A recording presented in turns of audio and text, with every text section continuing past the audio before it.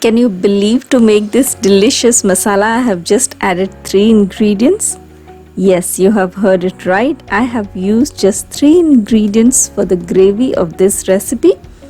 Hello and welcome. Today I'm going to share with you a very easy jumbo prawn curry recipe. So let's get started. Now to make this recipe, first of all I have 4 jumbo prawns. You can take prawns of your choice. You can take big or small. I have just washed it thoroughly. I have kept the peel on. If you want, you can peel it off. Now to make the recipe, I have heated here 3 tablespoons of mustard oil.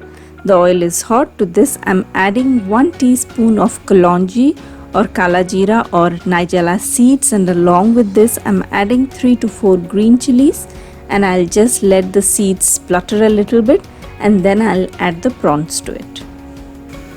The prawns I have taken are not marinated, it's just washed thoroughly.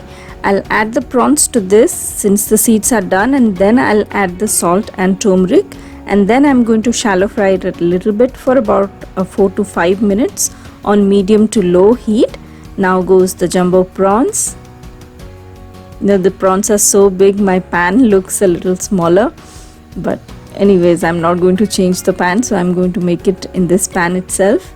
So after adding the prawns, half a teaspoon of turmeric powder and a teaspoon of salt, and then I'm going to shallow fry it for about 5 minutes on medium to low heat till the prawns change color and become a little pinkish. As you can see, it has already started becoming a little pinkish. As you can see, the prawns have changed color. At this point, I'm adding the masala. Still you can see some gray spots, so the prawn is not cooked through completely.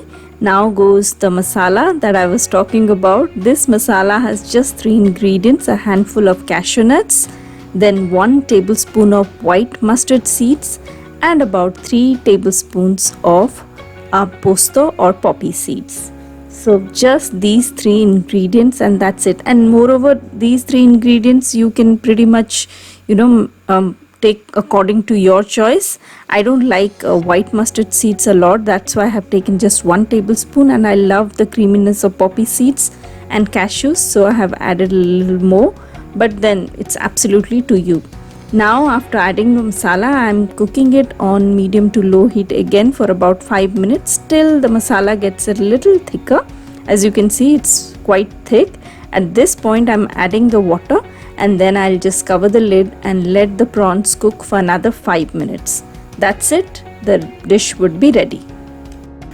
So now goes 1 cup of warm water, and now I'm going to give it a mix, cover the lid and let it cook on medium to low heat for about 5 minutes. And in those 5 minutes, the prawns will be completely cooked through. Remember, prawns take very little time to get cooked through, so don't overcook it. So goes the lid. After 5 minutes, look at this lovely gravy, quite thick. The prawns have changed color. It is very reddish, kind of orangish reddish color. So this is done. Now finally to this, I'm adding just a little bit of sugar. This is optional. I like it a little sweet. That's why I'm adding it. Don't add any sugar if you don't want, but don't make it very sweet, then you'll just ruin the taste. So very little, a tiny pinch of sugar, and that's it. And now goes a tablespoon of mustard oil.